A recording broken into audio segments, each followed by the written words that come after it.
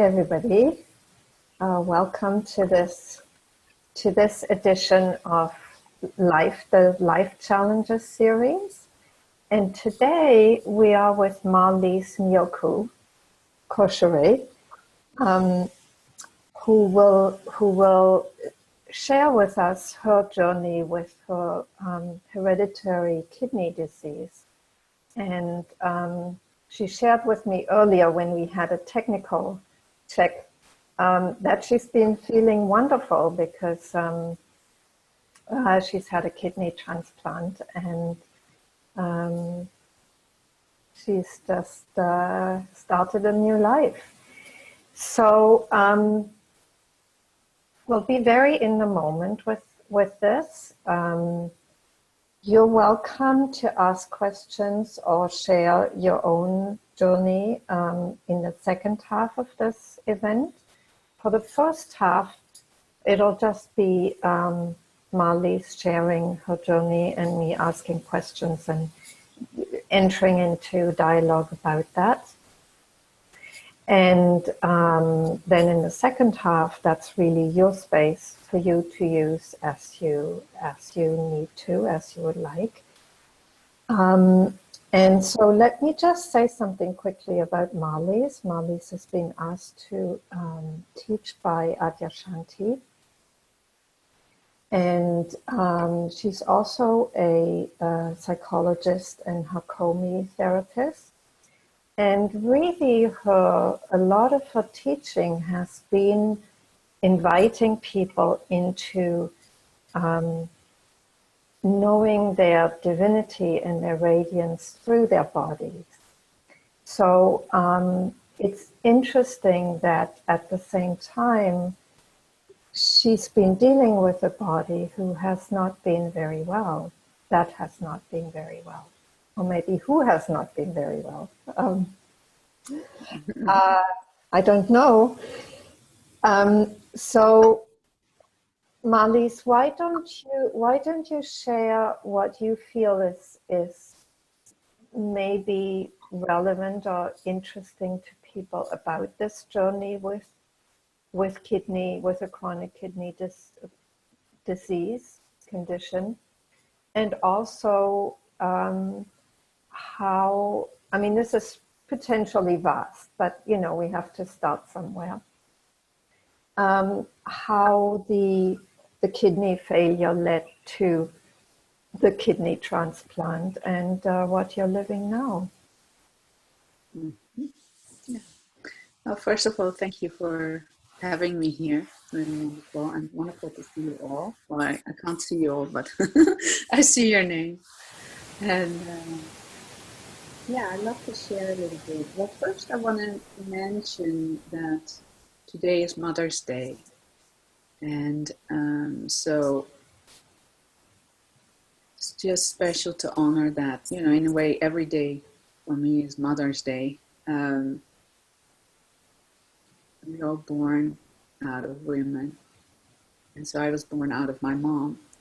And with that, I was born with a genetic inherited disease, kidney disease. Luckily, I didn't know it when I was a little girl. I'm very, very happy about that, because often when you're born with a disease or when you have a disease, you're kind of seen as a walking disease.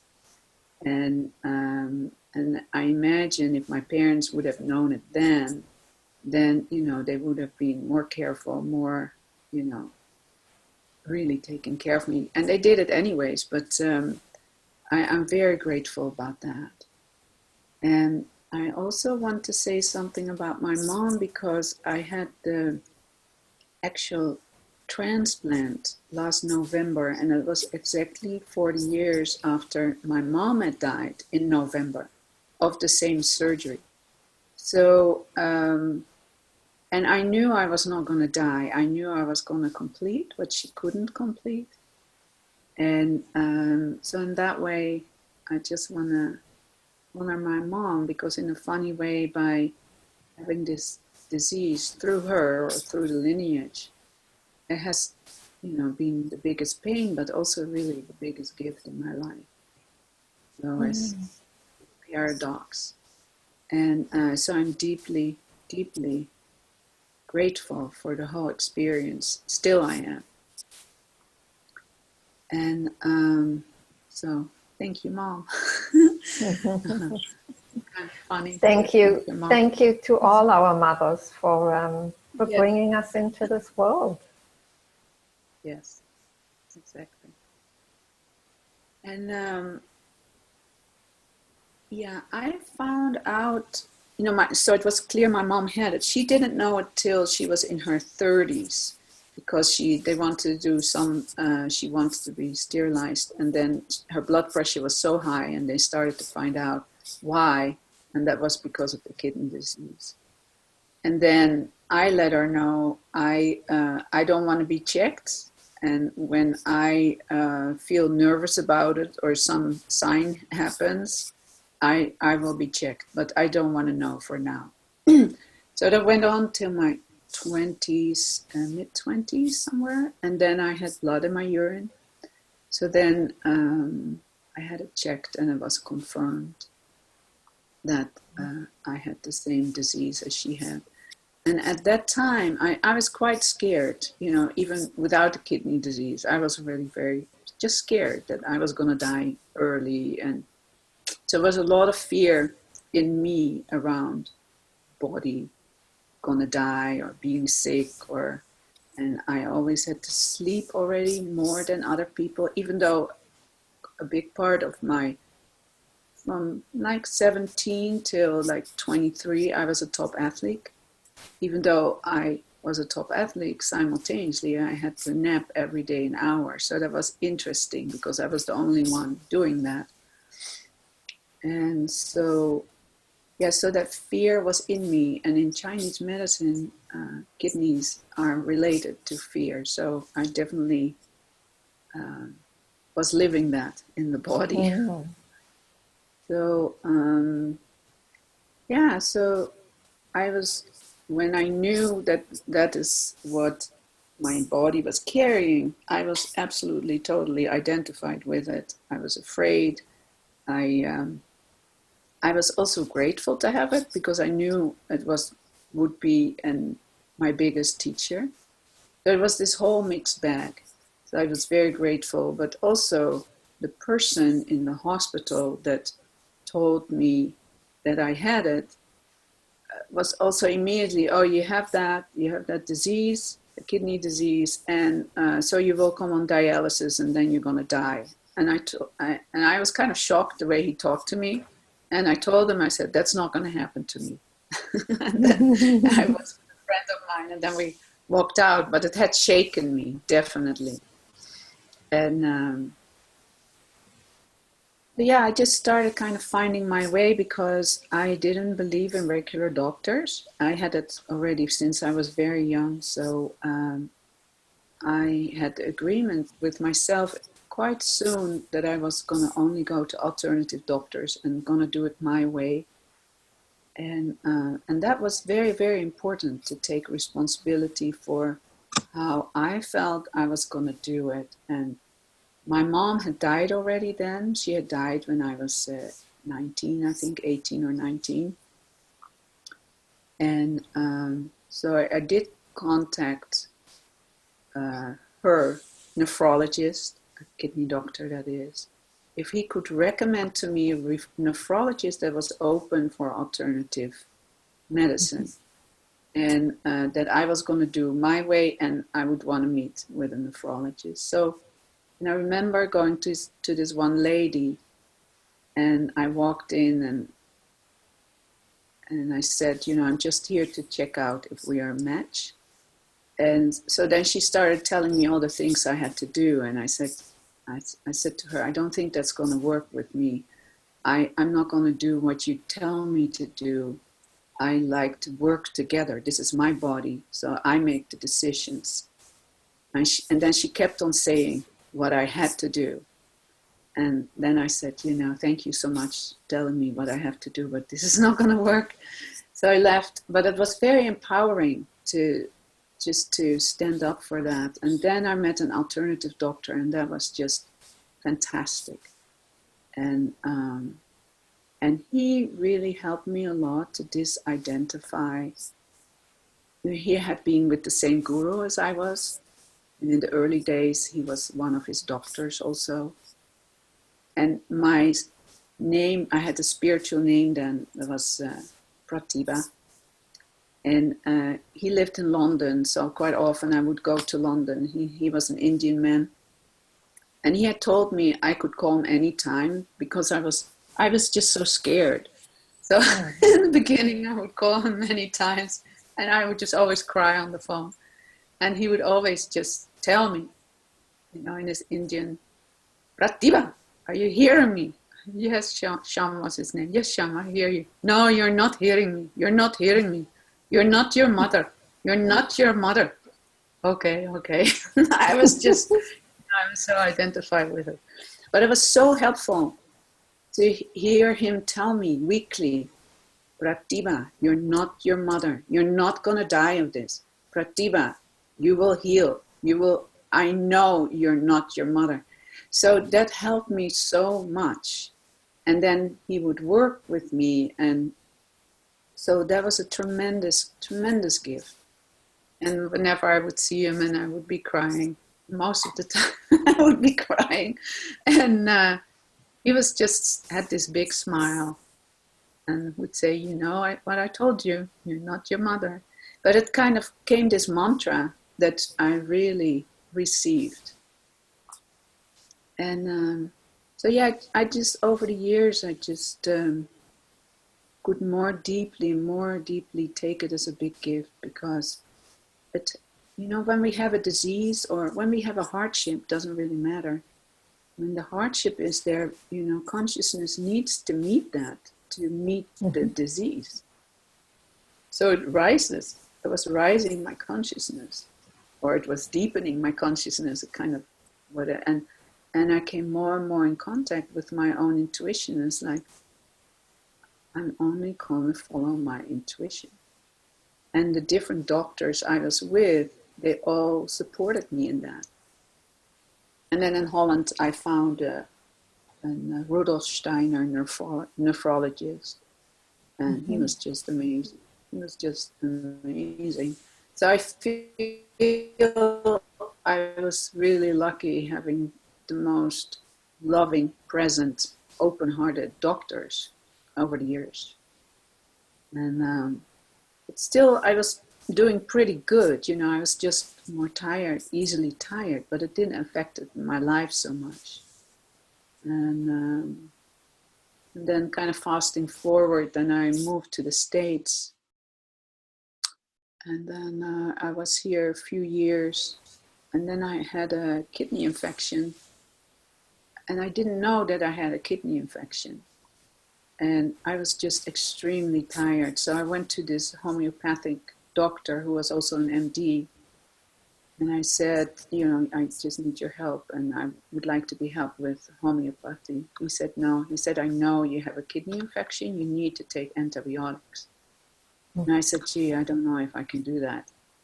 And well, he said, you have no choice. It's too late for homeopathy.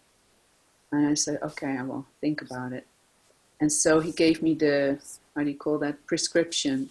And I went home, and I was totally out of it. I was in bed, and I was then illegal in America, and I was taking care of a little girl. So the mother of that little girl, she came to visit and asked me how I was doing. And I said, yeah, I mean, I was out of it, really. And I said, I think I am fine. And I was like, oh, I'm fine.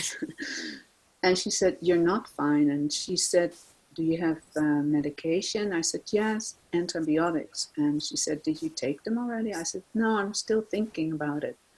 And she said, well, I know you're not going to think about it anymore. I'm going to get them right now. She got them. And I was kind of, you know, the world upside down. I was afraid of Western medicine because both my parents had died, and they had, you know, so many people in my family had died in my teens and 20s. Every year somebody would die, and they were so in such disbelief of the medical world. So to me, taking antibiotic was taking poison, so I was just flipped over the other way. So she came back and I said, thank you. Oh, she said, I'm going to wait till you swallowed it. I said, yeah, I will take it. She said, no, you're not going to take it. I know you. So she stayed with me, and what was really good. And then, so I had those for a few days, and I was just passing out. I was like really out of it. And the doctor had told me to call him in a few days. And I just had no notion of time anymore. And I remember staring at the sky like, gee, am I gonna die or not? And it's like, I don't know. And then I would fall asleep again. And then I worked for hospice, did some volunteer work, and I had a mentor there. She called me. She was a nurse, and she asked me, "How are you doing?" And I said, "Oh, I'm okay." You know, I was just in delirium, and she said, "You're not okay." Well, I said, "Perhaps not." And she said, "Do you still have temperature?" I said, "Yeah, it was like over 100, 102 or 3, I can't remember." And she said, "You have to call the doctor right now." I said, "Okay." She said, "No, you're not hearing me. You have to call the doctor now, and then you call me back that you have called him." And then I kind of got it. So I called the doctor, and he told me to go immediately to the emergency room, and he was going to prepare them to take care of me. And so I called her back, told her, and a friend picked me up, and that was for me a really magical moment also, because in my family everybody died either in the emergency room or in the hospital. So to me, I was going to die going there. Mm. And then when I was actually there, I felt like there were all these beings there. I felt like a warm blanket came over me, and this voice told me that all was well. And it was so beautiful. And then this emergency room doctor came, and he felt like an angel. He was so present and so still. And then I got, these huge injections of antibiotics, a few days in a row. And then finally started getting better. But I could feel I was on this edge that I could just, fly away. And it was beautiful also to feel, because before that I was quite afraid of dying and had these fears, and there was just absolutely no fear. It was just, also probably because I was so out of it, but it was just a big gift to have gone through that. Like, wow, this body is much stronger and simultaneously very fragile, as all our bodies are, And I noticed also this presence was just growing through this experience. This was a deeper trust.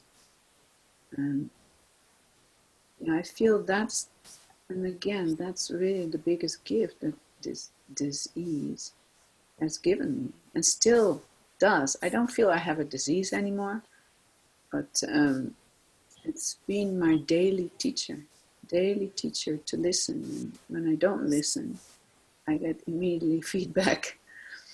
And so I got better from that. But I noticed more and more I was losing weight. What is one of the side effects, that you lose weight? Get more tired, more anemia. And sometimes my kidneys had cysts, and off and on they bleed, so you have blood in your urine. And so those were times, it heals by itself. But sometimes it takes a day, sometimes it takes a few weeks, you never know. And so that was also interesting to experience. I notice when I talk about this, it's actually deeply moving to talk about it right now, because I can really feel how it's helped me on my path, I knew that already, of course.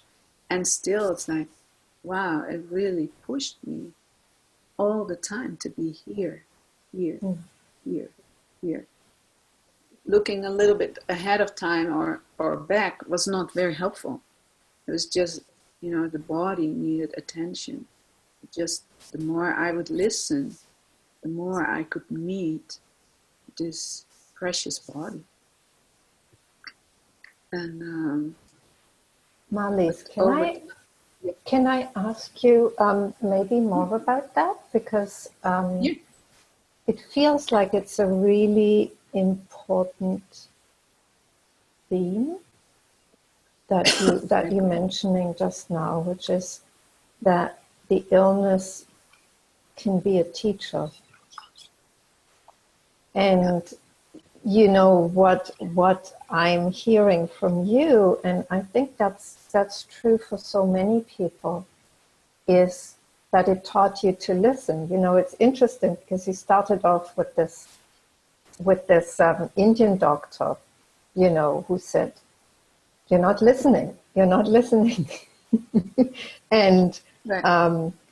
Somehow there seems to be this theme that's running through what you've been sharing with us, that somehow, you needed other people to reflect back to you that you weren't present to start with, or at crucial points, and more, it just came to be it's almost like your practice, your teaching, that you learn to listen. Like when you were really not well, you weren't well, and you got it. It's like you didn't have others to tell you, "No, you're not well, you need to do this." Mm-hmm. Yeah. It's like there's and often in my own experience, also in working with other people who are dealing with illness, it's the pain that's the teacher, or the tiredness, or the unwellness. It's like the tendency is to not take that in fully, or to resist it in some ways. And so to actually just simply be in the simple perception of, I'm not well right now, I'm tired, there's pain, there's pain. There's something so, there's something so simple and focusing and just bringing everything to that point. This is happening. And it's a kind of, I don't know, it's very humbling, isn't it? And at the same time, so precious, because when we're able to be here with whatever is happening, the pain, the tiredness, the difficulty, then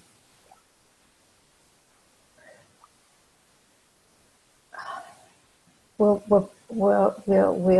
here, we're awake to that as it happens in the moment.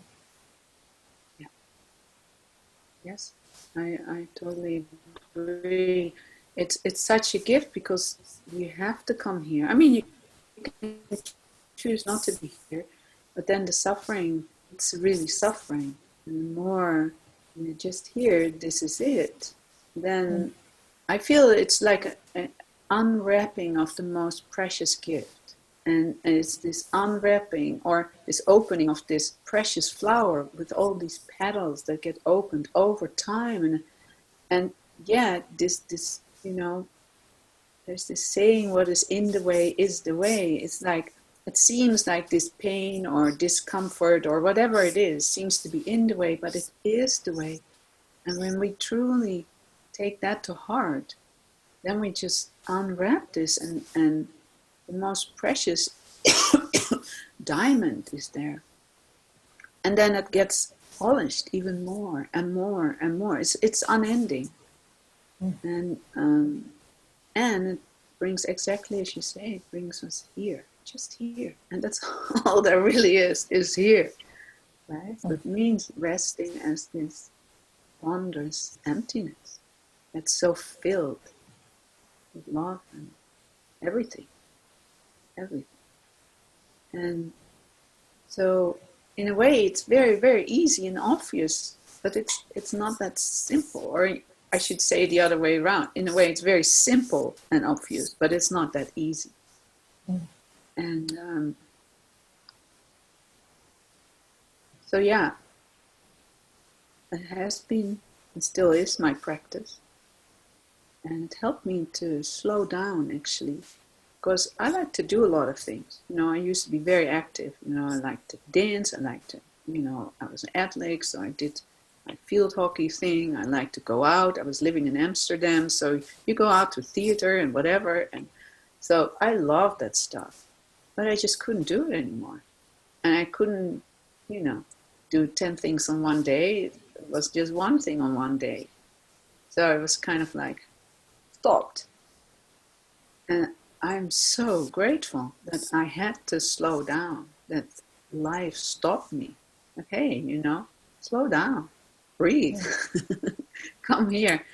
And so, because the more we slow down, the more we can arrive here, and the more we can wake up to our true nature and live as the beauty that we truly are. That is, that doesn't come and go. And I feel also in my journey, in a way I said it a little bit, how it helped me deepen and deepen and deepen. And what is also interesting of my journey, I didn't get all of a sudden sick and then it was bad. For me, it was like down step by step. So in a funny way, I felt all the time, even though I was tired, like, I would even say it, I'm doing really well. But then when I would be around other people, and it's like, oh, I don't think I'm so well, because they can do much more than I do. So it's also so relative. And I remember just before I went on dialysis, because I had also decided I was not going to do dialysis. My sister and my mom both had done dialysis, hemodialysis. So that's where you go to a facility and it goes through the blood. It's very, very uncomfortable. It's 3 times a week. It's very hard on the body. It's deeply challenging. So my sister had already said a bunch of times to me, Marlies, never do hemodialysis. You're not going to make it. Your body's way too sensitive. And she said, I'm way more sturdy than you are. And so I had that kind of hammered in me. And I knew I was not going to do that. But I remember just before I came on dialysis, I was teaching in Marin and I was bleeding. So I was losing a lot of blood because I need to lay down. And, obviously I didn't because I was teaching. And it was fascinating because, yes, my body was getting more and more tired. There was a quality of presence that came through that has nothing really to do with Marlies, that just started taking over. And I was just so precious and so touching that there was a quality of presence in the room that was like, I don't know how you call that, accelerated or amplified in a way that I hadn't experienced before. It was like really wide and deep. What was already happening, but I cannot make that happen. It just happened. And I feel also the big gift of this whole journey is completely trusting my gut, completely following the truth as it comes as Marlies. And so I was bleeding more, and then I went home and I laid in bed, and I could barely go to the bathroom. And then I had that, okay, well, I think my acupuncturist said, Marlies, it's good to go to your nephrologist. So I went to him and he said, Marlies, you need to go on dialysis, otherwise you're dead in 2 weeks. And I said to him, well, I don't know if I'm going to do that. perhaps I'm just going to die. I just need to, it was kind of funny situation because I said to him, I need to sit with it. I won't sit too long with it. I will let you know. But and he said, he was used to me, we had a really nice relationship. We still have. And he said, just know I put everything in motion so that you actually can do the surgery. So I take care of that and let me know. And it's like, okay. I went home and that was also so beautiful. I was home and I was sitting in my bedroom on the bed and was like, okay, well, let's say I'm going to die. Let's say that's what wants to happen here. Is there anything I need to do? Is there anything that is not complete? And I was just sitting and I was like, this deep peace came over me. It's like, no, I'm fine to go. So I hadn't made a decision, but I knew I was clean and clear to go if that's what wanted to happen. And there was a friend visiting and he said to me, well, I hope you choose you're going to stay because I want you to stay around a little longer. I said, well, we will see what's going to happen. So I just went to sleep and I had no idea. And that I feel was the beauty of this whole journey, that this deep trust that all is taken care of no matter what happens. It's out of my hands. I just hand it over and it will be shown to me either from within or from without. What is all within anyways. And then a fascinating thing happened. The next day the surgeon called me and I happened to pick up and he said, well, your doctor told me to call you to set an appointment because I was going to do peritoneal dialysis, so that's not through the blood. It's very gentle. You can do it at home. And I said, well, I gladly set a time with you, but I don't know if I will show up because I don't know yet what I'm going to do. And he said, that's fine. So let's set a time. So we did. And then the nurse called me of the dialysis center. And I didn't know she was calling, but I didn't pick up. And later I heard her message and I was like, I don't know. So I waited a few days till I felt moved to call her. And then I called her. And I said to her, I gladly talk with you. I just don't want to be pushed in something. I just would like information about home dialysis and how it works. And she was fantastic. It was wonderful. So we had this most wonderful conversation. And then she asked me, well, why don't you want to go on dialysis? And I said, well, truly, I think the main reason is because I can't travel anymore. I don't want to be bound. And then she said, Marlies, you're wrong. You can travel with home dialysis. You can go wherever you want. And it was funny. I flipped like in a second. Oh, okay. Let's go for it. I was so surprised about it. I had to laugh about myself. And so she said, well, okay, let's set an appointment. So I was going to see her the next day. And then we had the most wonderful conversation. And she said, you're so relaxed. I said, yeah, I'm just here. And she said, no, you don't get it. Everybody that comes here is either angry or sad or really afraid or, and very uncomfortable.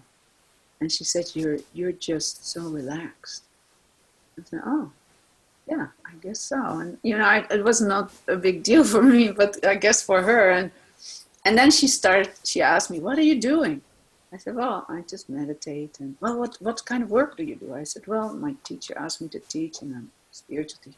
Oh, can I ask you a question? So we had this most sweet rapport going on. And then she told me something so touching to me. And that's what I feel. I feel so loved by most doctors. She said, Dr. Kumar, that is my nephrologist, called me and said that I was the only one to talk with you, nobody else.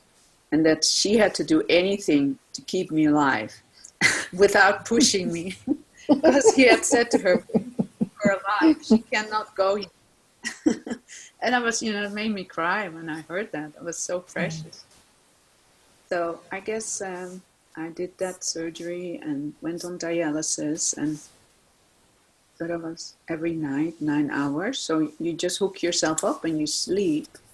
And then the next morning you wake up and you have done it. Or you need to wait a little bit. It's 9 hours. And that was very helpful. And, my energy got much better. I just got much better. And so I felt like life took care of it because I just didn't know. And it was just such a gift to be supported by the medical world because I had such distrust. It had changed already over the years, but it was like also a gift, like, oh yeah, there's a place for everything. Everything is here. Otherwise, why would it be here? And not to make that separation. So that was a huge teaching too. So I feel the more and more I took the dis-ease as this gift, the more I stepped in the unknown and the deeper the trust came. And because I just handed it over, it's kind of like a surrender game. The more life could actually take me, And it doesn't matter if it's with a disease or if it's with a certain job or with your relationship, we all have our challenges. This was mine. And so that was a very, very precious period. And another way of slowing down, but also what was so precious was, kind of the year before the dialysis and during dialysis that I was on for about a year and a half. I was still working way less and canceling a lot of retreats. But what was so magical was that I would see people in person, on the phone, or over Zoom. And some days I just couldn't go to my office. I was too tired. And it was funny because then people would call me, Marlies, I really want to talk with you over the phone. I don't want to come in person, or can we do it over Zoom? I don't want to come. And it happened all the time. And then days when I just could only lay down, everybody called, can we just do it over the phone? And it was magical. It was like, wow, there's nothing I need to do because when I lay down on the phone, I can have my eyes closed and just work with someone. So I felt on all levels so taken care of. It was it was magical. It still is magical. And I feel for all of us, when we truly, not my will, but thy will, when we truly surrender, really, play the surrender game, we just melt into being, and then life can take care of us. And then also the body feels so cared of, kind of naturally it can come more and more to a harmonization. So in my life, I just know that because of this whole journey, it's like a cultivation of trust and falling in the being that I am, and doubt is absolutely out of the window. And I know so deeply that all is taken care of, and if my time comes to die, it will come.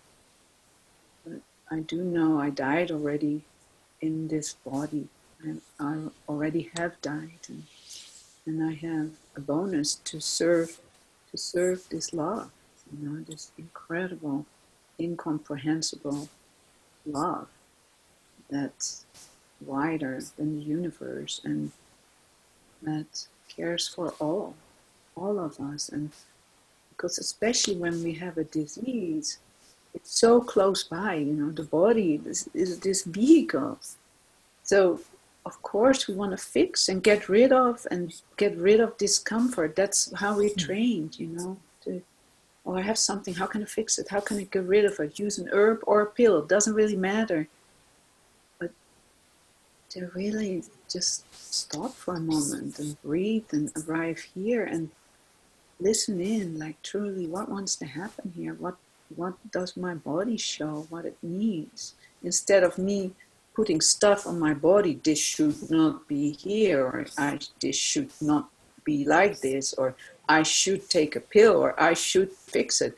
That goes out. That extra layer of circling mind just goes, and it just comes into the direct experience, like, oh, this is what wants to happen. This is, oh, yeah, it becomes so simple. And yeah.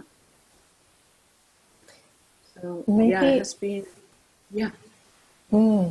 Maybe I could just come in on this, because that also feels like such such an important learning somehow in the journey, whether it's at a physical level through illness or in different ways, is to surrender. Is in a way, it's always like dying a little death, isn't it? It's like the ego dies a little bit more every time that surrender happens. Yeah. And so all these little deaths somehow, just open us up into that simplicity of being.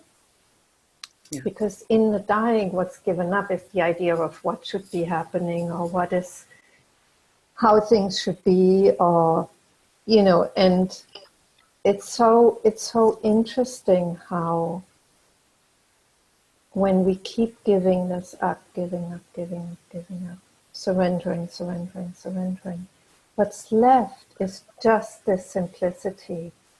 And I'm sure everybody recognizes this when it happens, that simplicity of being, whereby it's not even important whether what needs to happen comes from the inside or from the outside. Like what you said about your nephrologist and the nurse is so perfect, because you were just willing to do whatever needed to be done at that point in terms of dialysis.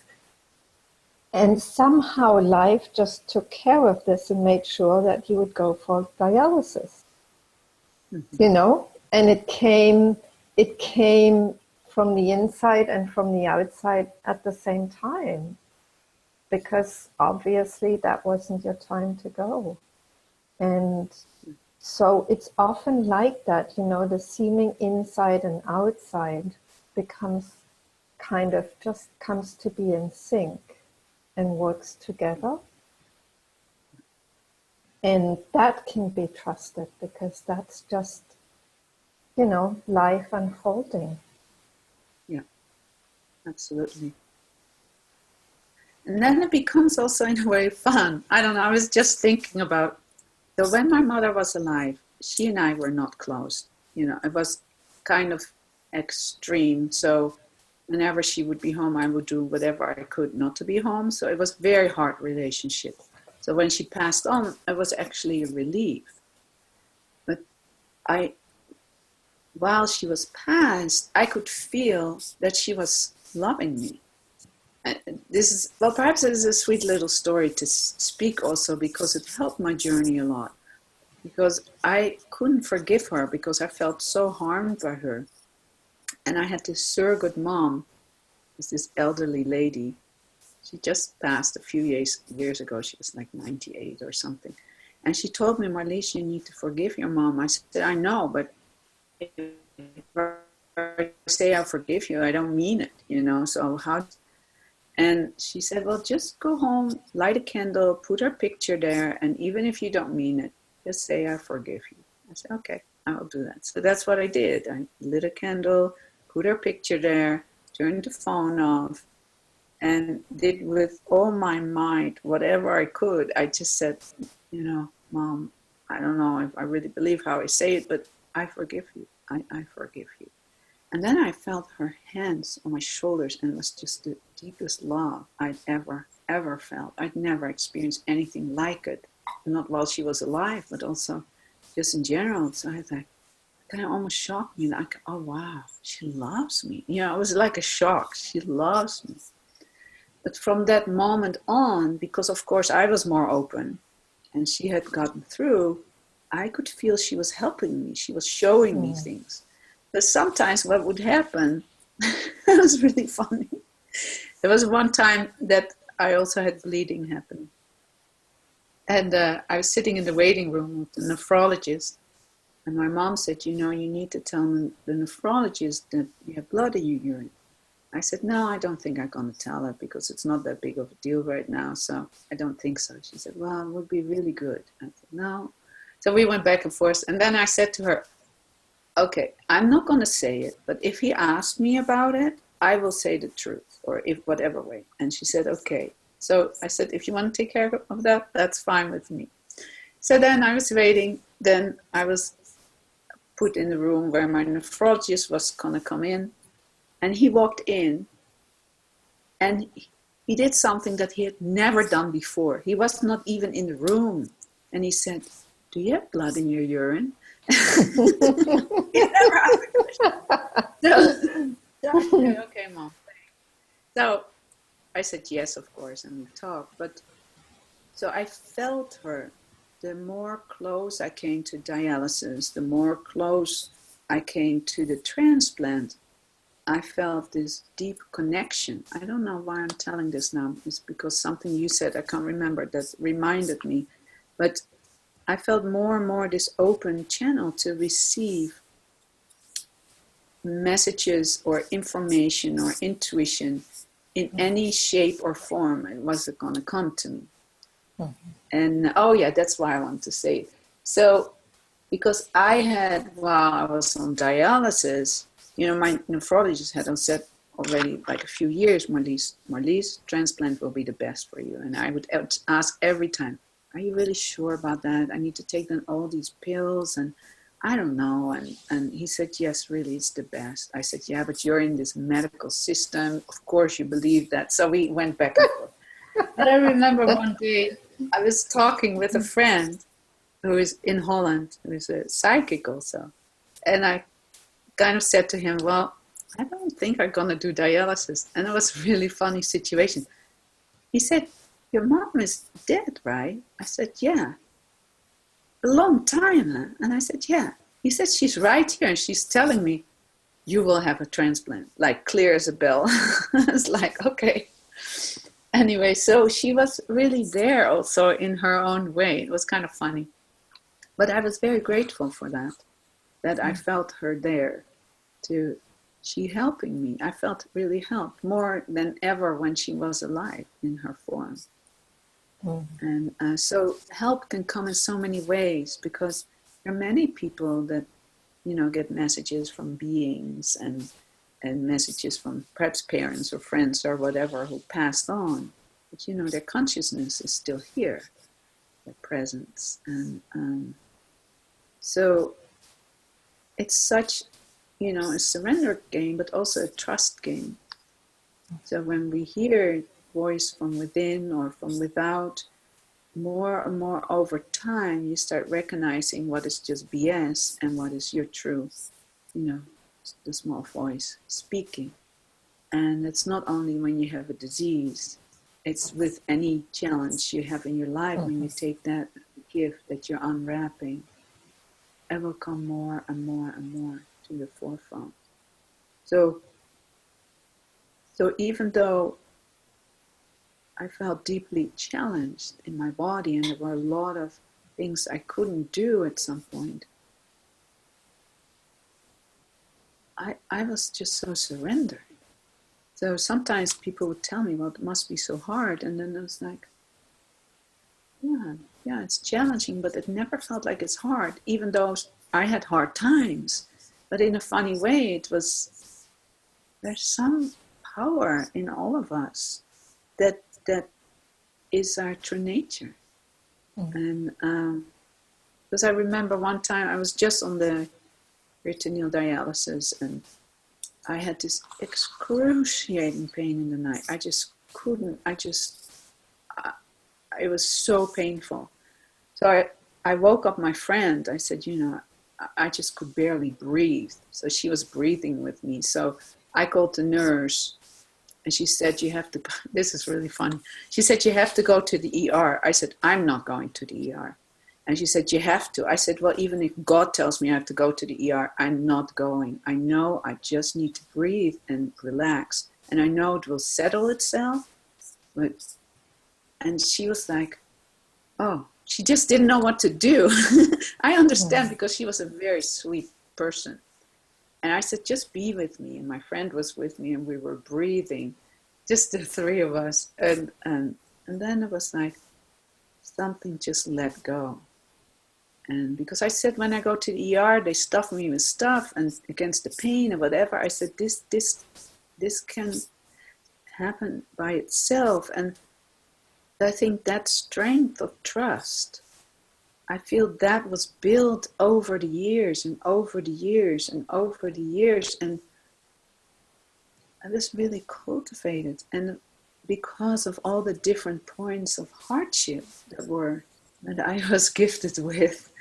And so I also speak this because when everybody looks in their own lives, you know, we have challenges. And when you truly take them as gifts, say yes to them, see what truly the gift is in it, how it helps us to be more present, to look more deeply, to listen more deeply. It's so magical then the magic can start working you. But when we start resisting, and it's understandable, of course there's resistance. We're humans, you know, we want to have it our way. But when you can let go more and more, like, okay, I will let go a little bit of my way, you know, then you will find that that's something, you know, God, Goddess, whatever you call it, presence, can come to you, can show you. I mean, you can listen and trust that blindly, because that's the unknown and we cannot see it, you know, it's unknown. It will take you, it can take you, and it's, and we all need our time. It's all in our time, you know, yes, it's in life's time, but also our time. I just got reminded that at some point while I was on dialysis, I did this prayer, like, you know, please show me what I need to do. And then within a week, 5 people offered me a kidney. Like, that's a clear message, right? 5 people offering a kidney. And I thought, wow, well, that's a message. It's like, I can't imagine doing ever a transplant. And so it took me, you know, I did sign up for the list, you know, for a transplant, but I knew the list wait time was like 9 or 10 years. But I really had like, I need to work with this. So it took me about 1.5 years to process being open to receive a kidney, because my mom had died in that surgery, but I couldn't imagine taking all these Western pills, and it's a meal of pills you get, and just having cut in my body, having taken my kidneys out, because they were so big, they were 2 kilos each, you know, or 5 pounds in English, so that I feel I gave birth to twins. So, but what was so magical about it, I worked through it in my own time, and then at some point, so I had somebody, in the end there was one person that could do it, the other 4, their bodies were not strong enough to give a kidney, but we didn't match. So there's this organization that organizes a whole chain. So my donor gave her kidney to somebody else, and somebody else gave her kidney to me. So at some point, my transplant coordinator called me that there is a possible match. And I was not ready yet. And I said, okay, thanks for letting me know. And I was sitting with that. It's like, gee, shit, I'm not ready. And then I was kind of feeling into that possible kidney. And then I was like, oh, it's not a match. I could feel it. So in a few days, I called my transplant coordinator. I said, you know, I know it's not a match. It's not going to work. She said, how do you know? I said, I know it. I feel it. She said, oh, okay. But I said, even if it would be a match, I cannot receive it because I'm not ready. I know I will reject it. So I need a break. I need a little bit of a break. So I took all this time to process through, and I was coming closer and closer. And I didn't have a date yet, but the moment I was completely ready, processed, the next day I got the date. Will be in November. It was just so magical. So I share this also because the more we trust our journeys, take our time, what's true for us, because nobody can do it for us, even though sometimes we want to give our package to somebody else to unwrap it. But when we really go in and sort out what's true for us, life supports us then too and helps us, you know. And that happened there too, to really trust, because people would say, oh, Marlies, it's so great, you will have a new kidney. And it's like, I'm not ready yet. I cannot do it right now. I wish I could say just yes. I cannot. Because if I don't work through that, I'm totally free of taking these pills, I know I'm going to reject it. And so I remember after the surgery, I was laying in the hospital, and the first 3 days I was only allowed to have water, and I got the pills, and it was like, 25 pills in the morning and 25 in the evening. So, and I was struck how I had a non-issue. It was just non-issue to take those pills, and I lived those 3 days on water and pills, and I was just kind of laughing. It's like, oh wow, if I can live 3 days on water and pills, I will be fine. so it was it's like, I just want to tell everybody, trust yourself. And if you don't quite trust yourself yet, you're on the journey of trusting yourself. And, learning that what life gives you, the challenge that gives you, helps us to mature. We're here on this planet. It's a school, where it's a maturation game, really. And the more we mature, the more this small mind will let go. So the more we say yes to what's given to us this time around, the more our consciousness will rise up to the occasion. And, the more and more we will, deeply, deeply know in the body as our human, that our humanness and our divinity are one and the same. First, we wake up out of our body, knowing I'm not this body. That's just half of the journey. Spontaneous is beautiful.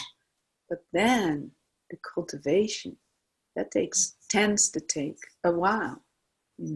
Spontaneousness, we think, oh, we're done. No, then we just start. Zen, they're like 10 steps to enlightenment. Step 3 is waking up to your true nature. So then you have 7 more steps to fully embody that. So when these challenges given to us, we mature. It's all of nature. The trees are challenged. The flowers are challenged. We're all challenged to, when a friend of mine was just sharing, like when wine, when it's all the surroundings is all perfect, like perfect weather, perfect this, perfect that, then you get fruit or the grapes, they're fine. But when the grapes and everything are challenged with tough weather and then cold and wind and this and that, then it just deepens the taste of the grapes. And that's with us too, we deepen.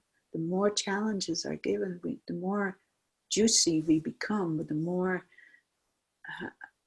wonderful stew we become. That's so delicious, it's like we become more precious, even though we are already precious, but it's like more precious realized, more delicious realized, more like the ambrosia of being, just start taking you over. It's like everything becomes ambrosia. So please, it's when life gives you challenges, what it does, however awake or not you are, it doesn't matter. Challenges will keep on going. Because just imagine when there are no challenges or anything, we will all fall asleep again. Everything is hunky-dory, like, I fall asleep. So I just see the beauty in that all that's given to us and all that's taken away. Yeah. I guess that's what I want to say in the moment. That's beautiful, Marlies. I really feel, we've gone on longer than half of our meeting, but I really feel that what you're sharing is just so precious. There's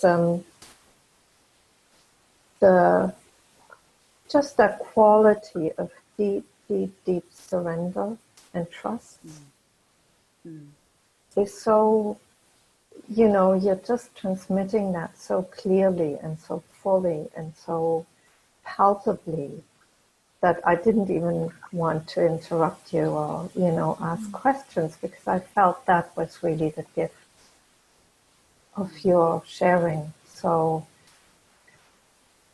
thank you so much for that. I really feel, I don't know, my sense is that because this has been an ongoing condition and you have been, you have had to surrender over and over and over. Somehow the surrender has gone so deep and it's so full that's your gift to everybody. It's giving a taste of that. Becomes very palpable. Very, it really transmits itself, and so that more than anything feels like that's what's being shared right now. So I just like to say, if people do have questions, maybe that now is the time to invite you to do that. And well, either if you have questions or you want to share something, basically the way you can do that is either on the chat or by raising your hand, which you do by clicking on the participants button. And there's an option at the bottom that says raise hand. And I will also switch to group view. Oh yeah, so Lisa raised her hand. Lisa, I'm going to unmute you. Okay. Hello, Lisa. Hello. Hi, Lisa. Yeah. Would you like to come on also with your video? Sure. Yeah. Okay. Hi. Hi, Lisa. Yeah, I just wanted to say thank you for everything you've shared. It's been I have kidney failure, and I can really relate to so much of your journey, and I have 11% kidney function at the moment, and tomorrow I'm going to hospital to get blood test results to see what's happening, and if it's got worse then probably have to go on dialysis, which has been something that, like you said about your body being very sensitive, it's the same for me. And I've been trying to avoid that, but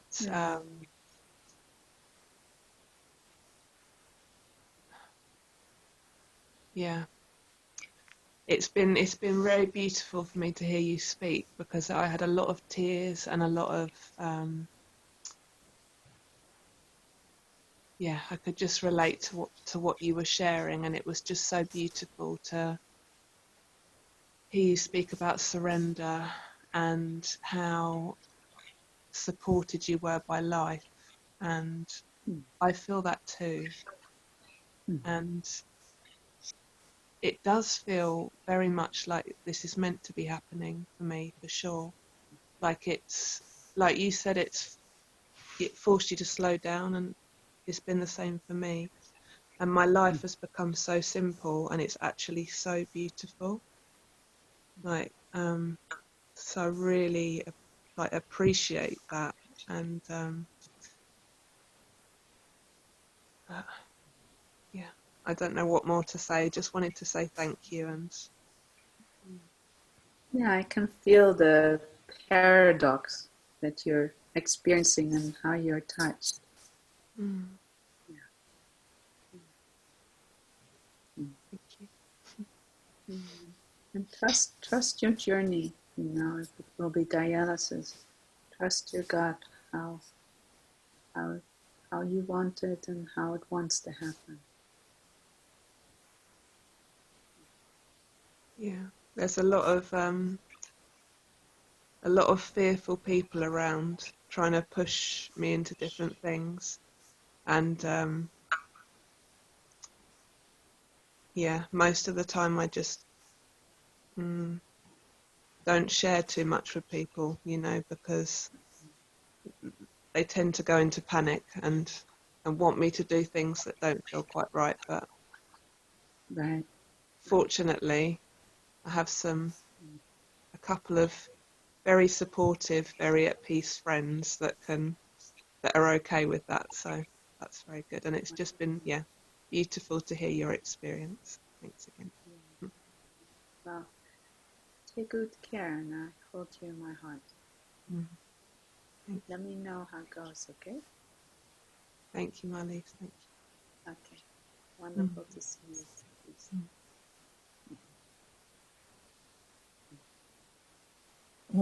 Thank you, Lisa. Right, so it's one of the wonders of the internet also, you know, that this sharing can really reach around the globe. And here you are in California, Marlies, and Lisa, your voice sounded English from the UK, so, you know, it's the message is just so simple. It's really that we can trust life in its challenges. We can trust that that's exactly where we need to be and what needs to happen.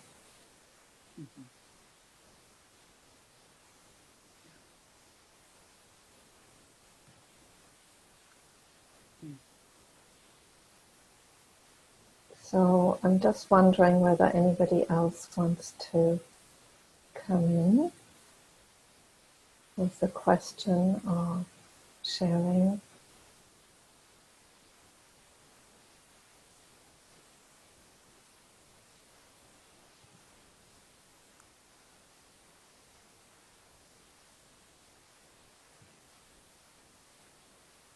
Mm-hmm.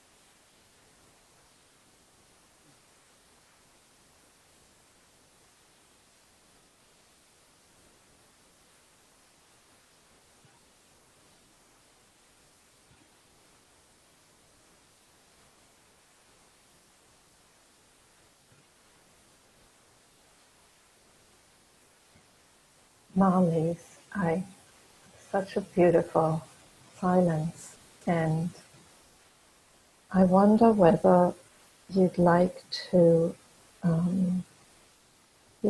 share something about that also. About the silence? Mm-hmm.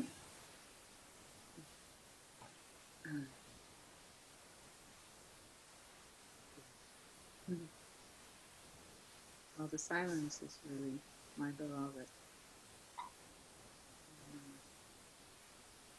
I guess I have a lot of beloveds.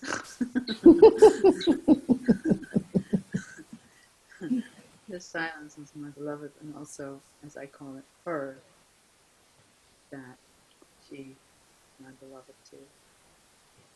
The silence,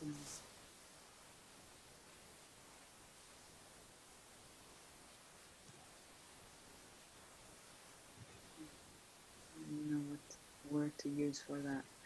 I just feel that's all there is. And it's just stuck on me. I feel it's a deep affinity of the silence of our being, and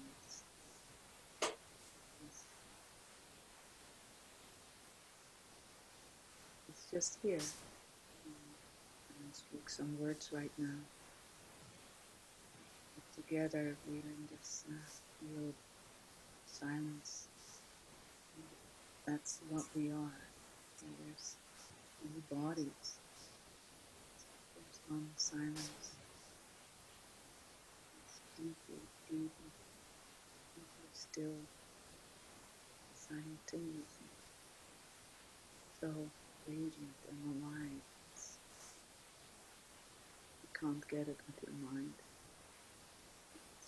When you really get, you really know, you realize that that's what you are, and that's truly all there is. And existence just melts just right into it.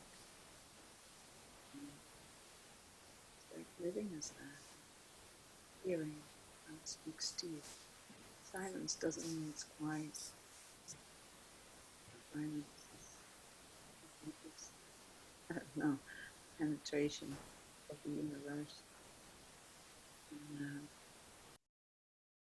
she moves, she speaks, she sings, she dances, she sits on her butt. She's all that is. And it's all what we come from. And that's all what we will die into. And when we have the luck to melt into her, that silence, that preciousness, while we're in our bodies, that's a true lucky life. And we are already so fortunate to be here all together. That means we have had some taste of silence.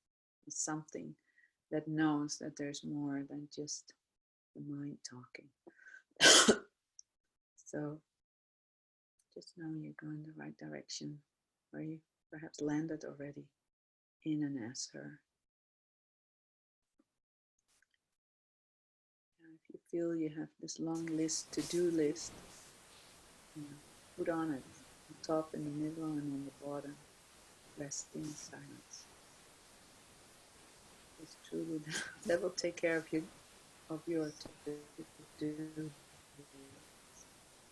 In the end of your life, when you close your eyes for the last time, your to-do lists are not so important. But you gave it your all, and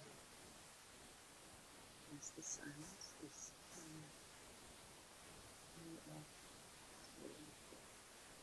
that's how I see it. Losing you, Marlies. Yeah, you got a bit too quiet.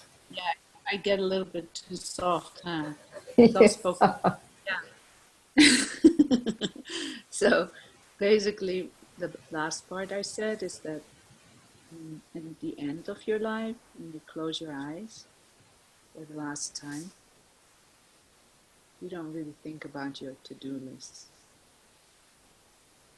You really deeply start falling into the being that you are, formless being. This body is filled up with, but then you return to the more in your life, in your daily life, while you're still in this beautiful, precious form, the more you take time to rest, the silence, the more you will have died before this body dies and drops. That's a fortunate thing.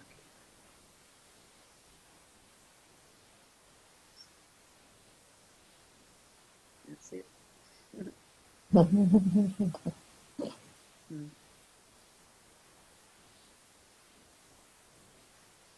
And I wish that for everyone. The more we steep in that ourselves, the more we serve that, the more all beings everywhere are touched by the benefit of us sitting, us resting, beings that we are, and living as that. The more we open it up for everywhere, everyone, everywhere. That's what I signed up for. Thank you, Grace, for giving me this opportunity. I just wish you all to remain deeply on your own beauty, this presence radiating from these bodies. Because the body, your body, is the gift of experience.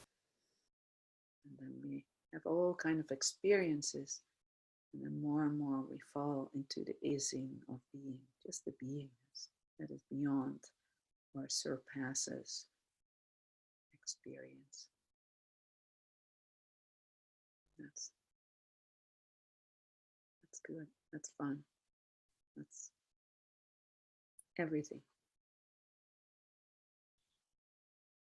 So, thank you all so much for being here, and I just feel very grateful for the opportunity. So thank you all. Take good care. And trust the being that you are, no matter what anybody tells you.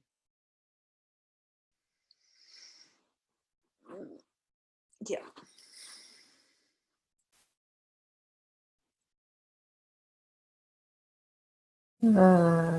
That was so wonderful, Marlies. And, you know, it feels like we've come to a natural ending. So I'll just trust that. And thank you very much. You know, your transmission is really one of deep trust and also deep silence. And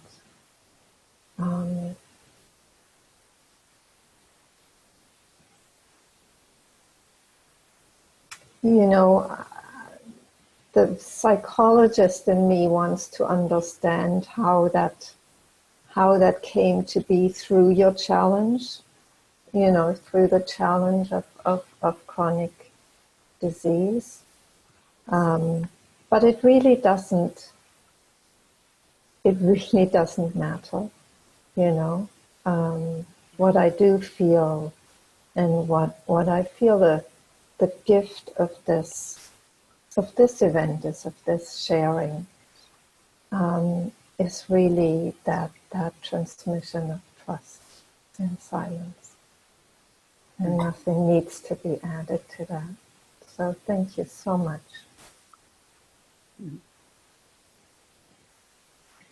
And thank you all for being here,